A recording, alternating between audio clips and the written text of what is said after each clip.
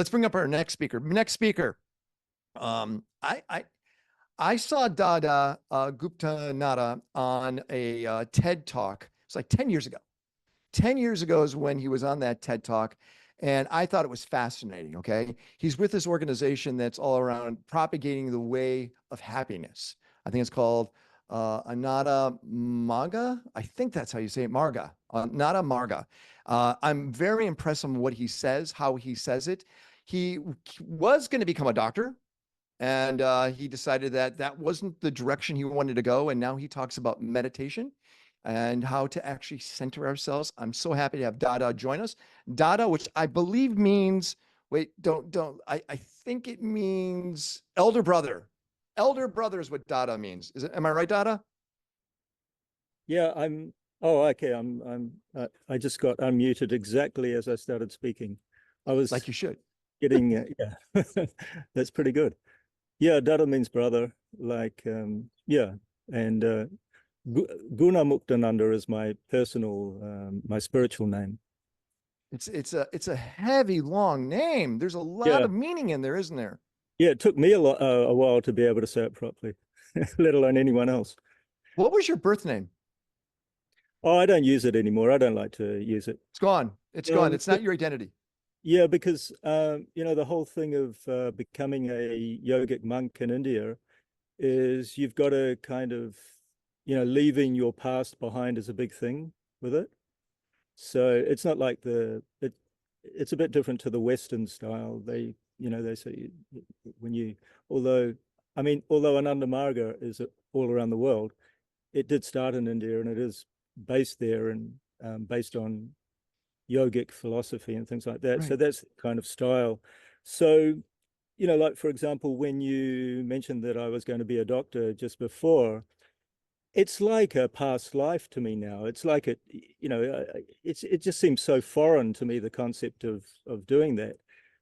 Because my life now is it's like my life is another life now to what it was then. Right. So this practice started back, I think, in 1955. Yes, our guru started the organization Ananda Marga in 1955, and yeah, that was in India, in a small town in India, and it's since become a global organization. And what differs it from other forms of meditation, of the spiritual following? What makes it different and unique? We use mantra meditation, and not all groups use mantra meditation. So we're big on that. We think that meditation to be the most effective should be proactive, and a mantra makes it proactive rather than passive, just kind of watching your thoughts and breathing and things like that. So we think that it's more effective if you use a mantra to make it a more proactive process. So there's Also, this. Go ahead. Go ahead. Go ahead. so we have a very comprehensive practice, which not only includes meditation, but also many different things, right from the bottom up: health and hygiene, ethical living, the type of food we eat, social service is a big thing, a huge thing with us. Yoga postures, kirtan, which is chanting a mantra before you meditate or anytime you like, and meditation itself. So the practice, acknowledges the fact that we're not going to be completely happy unless we find some kind of truth within ourselves. And we also have, so that's the personal side. And we also have quite a comprehensive social side as well. I mentioned social service before. We have a very well recognized disaster relief team called the Ananda Marga Universal Relief Team. We respond to a lot of natural disasters and things like that. We have a lot of, we do a lot of other types of social service, like we run schools. I think I heard recently that we have over 700 schools in India alone. Children's homes, medical clinics, and other types of community development projects and things like that. We have a very quite a how would you say it's a very a social philosophy which is very wide, has a very wide perspective. In a nutshell, our guru used to say there's only one ism that you should accept, and that's universalism. So, for example, we believe that the universe is the home of all its creatures, beings and creatures and people, and in fact, our the entire humanity, as well as animals and plants, is our universal family. So that's our perspective, our social perspective. In addition to that, we also have a socio-economic theory, and this is a first in terms of spiritual groups that have come out of India or anywhere, I think, that our guru also gave us a socio-economic theory, because the idea is that we affect the greatest good that we can in the world. And obviously communism, if we're looking at the last 100 years or so, obviously communism didn't work. And we also believe that capitalism is not working as well as it should. So we have a socio-economic theory that that's kind of in the middle, but has a lot of facets that neither communism or capitalism have. Dada, one of the guys in metal, his name is Prince Stash. Okay. He's Oh, yeah, traveled with the that. Rolling Stones. Yeah, traveled the Rolling Stones and the Beatles. He's written several books on alchemy. I'm actually seeing him tomorrow in his castle in Italy. And he always tells me I need to understand, not understand, but I need to understand the whole side of understanding, the inside. Could we talk about introspective and then outer perspective? Because that's a very important way of the way you see things, correct? Absolutely. Yeah. Well, that's right. There are, I think there are two sides. You can say there are two sides to human life, and one of them is very neglected, where we're spending a lot of time extroversionally understanding the world and interacting with the world. And that's giving us a certain amount of satisfaction, a certain amount of fulfillment and pleasure and happiness. But here's the key point. It can't fulfill us completely. So that's the, okay, if you want to call that the understanding, I like it. I like that, understanding and understanding. It's good. So if you want to call all the external stuff understanding, then we've also got to, sorry, it's a bit windy here. My computer's shaking. We don't hear it. We've also got to look at the inner world, because according to the yogic philosophy and according to what we practice and teach, we can only find total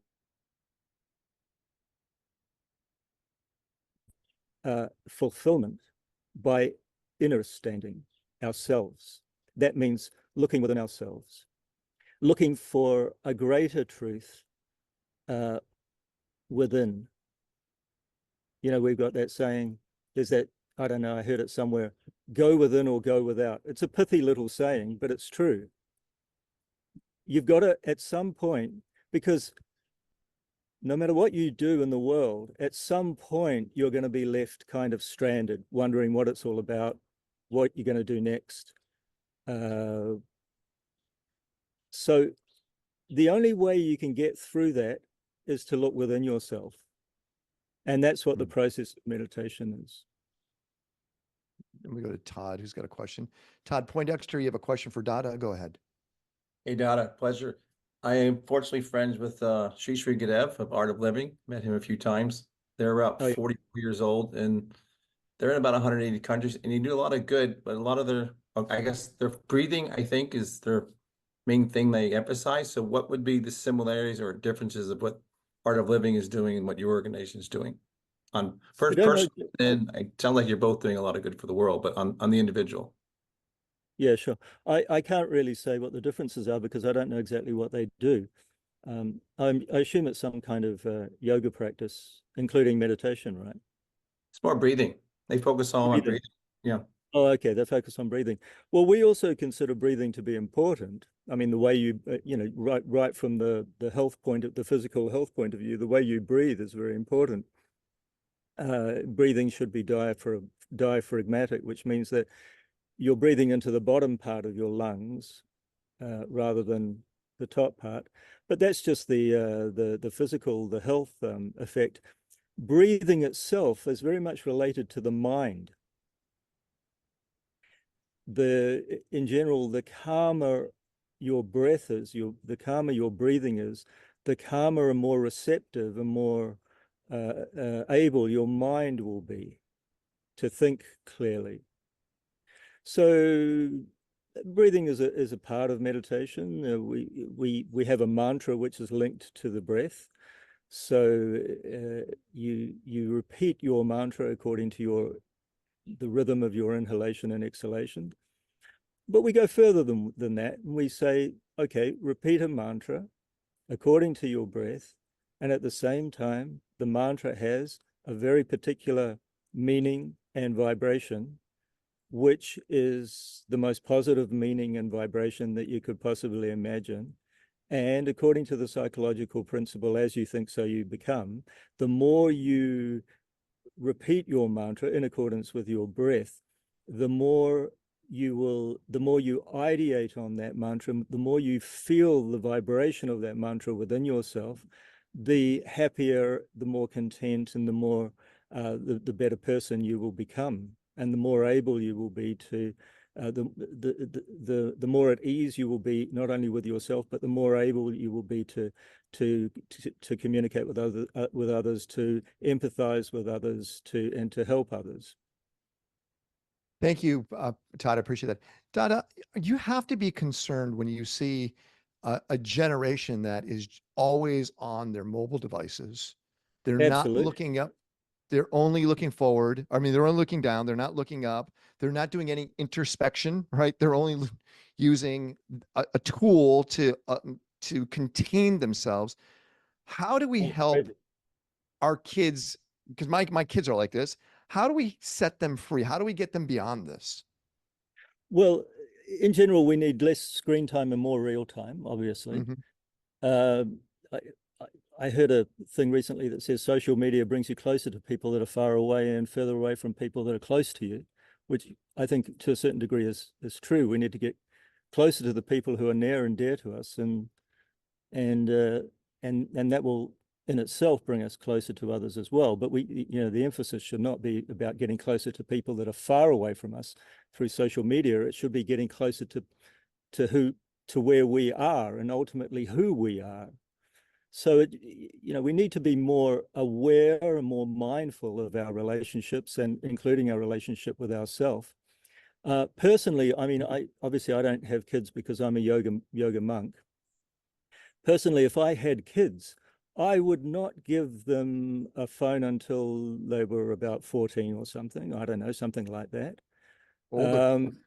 Yeah, or even older. And certainly not allow them to take a phone to school and stuff when they're supposed to be working, supposed to be learning.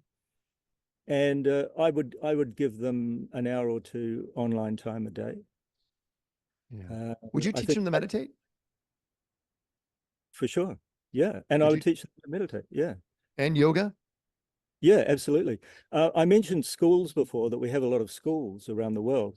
Now, part of what distinguishes our education system, which is called neo-humanist education, neo-humanist is another way of saying universalist, universalism, neo-humanism, we say, because it's a kind of a resurrection of humanism, but expanding it to all beings of the universe. So part of what distinguishes our education system is that first of all, we teach kids morality, ethical principles, doing the right thing. I think it's, I mean, I'm not so aware of the last 30 or 40 years or so, but when I was growing up, it was certainly missing from the education system that I went through. Yeah, you're right. It's one of the most important things you can teach children, doing the right thing, always try to do the right thing, no matter what. Okay, hopefully doing the right thing for others is also going to be the right thing for you. But if there's a conflict between your own personal welfare and the collective welfare, the welfare of others, you've got to bite the bullet and do the right thing. You do. It's Where are also you? People are asking me on DMs, where are you? Because your background is amazing and it's real. Where Oh are you? yeah, What part of the world? it is real. I'm in Spain, Valencia, Spain. Oh, my Yeah. favorite of I don't all want Spanish to. locations. Yeah, I love it's Valencia. it's really nice. I don't want to get you guys jealous or anything, but it's sitting in the middle of a beautiful garden in Valencia, Spain. I'm No, not it looks always in pretty. such a favorable place, but it's nice to be here. Yeah. You picked a good spot. Valencia is one of my favorite cities. It really is. It's a Yeah. great city too, but you're a little outside the city. Let's go to Neil Cannon. Neil, your question for Dada? Yeah, hi, Dada. Thank you so much. Loved hearing what you have to say. I have a statement and a question. First of all, there's a wonderful documentary called The Reality of Truth. Have you heard of it? No, I have now. I'll take a look at it. Yeah. There's a producer that asked Deepak Chopra at the beginning of this documentary, which follows celebrities drinking ayahuasca and iboga. And at the beginning, he asked Deepak Chopra, what can we do about all the corrupt leaders in the world, the people running unconscious organizations? And Deepak Chopra said something to the effect of, send them all to Peru to drink ayahuasca.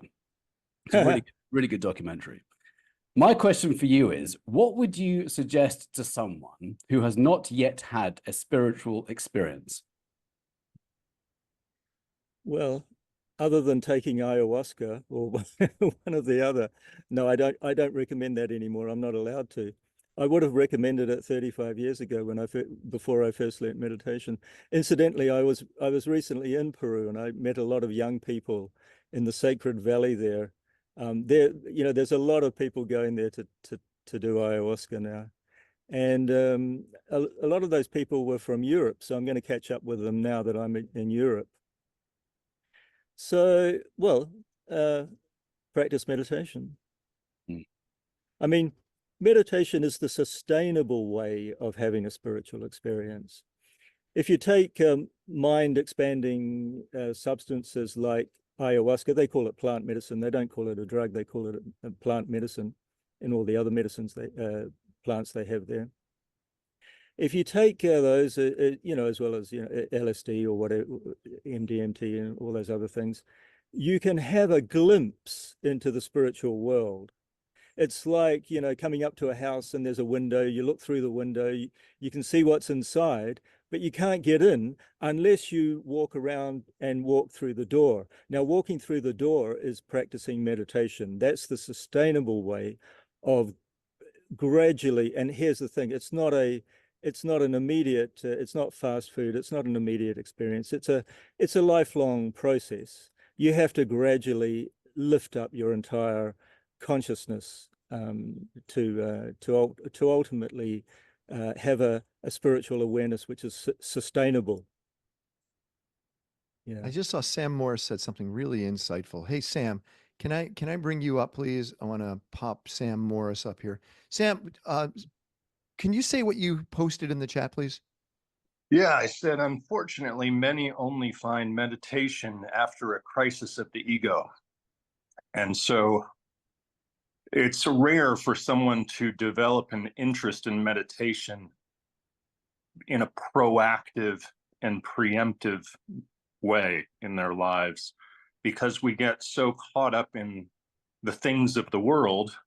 And, things seem to be going okay. And okay, well, I'll just kind of live at this superficial layer of existence until something happens, some kind of a crisis shows up in one's life where they have to develop a deeper relationship with themselves through meditation.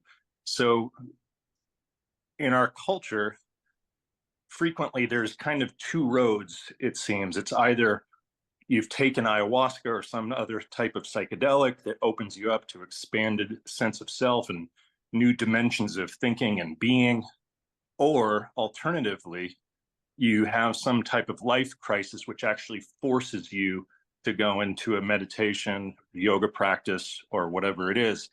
I rarely find that there are people who are preemptively or proactively drawn towards meditation in a way where it's entrained from early childhood. And so there's kind of a systemic issue with that. You're absolutely right. Well, if you take the population of the number of people that are proactively and preemptively meditating in their lives in this world, it's a tiny, tiny fraction of the world's population. It is inevitable. It is inevitable that everyone will eventually, I'm going to be a bit controversial here, maybe not in this life, but eventually come across a crisis, a personal crisis, in which everything that they've constructed on the outside is not going to help them, and they're going to, as you say, they're going to need to go within. So it would be the wise thing to do to practice meditation preemptively and proactively, yes, in order to prepare oneself, but not only in order to prepare oneself, but according to the yogic philosophy, to ultimately fulfill oneself.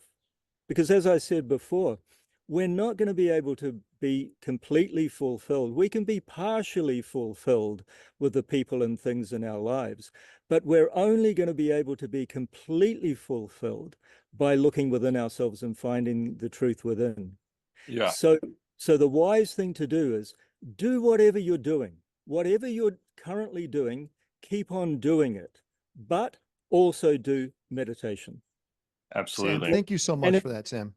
And it's not a lot to ask. You only need, for example, optimally, at least half an hour in the morning and half an hour in the evening, half an hour before breakfast, half an hour before dinner. 1 hour a day, 1 hour out of 24 hours is not a lot to ask, especially when you're working on your innermost precious self.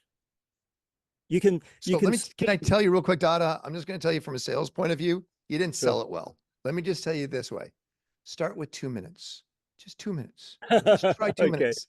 Don't say an hour Right. here. You know, these are all busy people. 2 minutes. Hey, Dada, Okay. I'd like to ask this.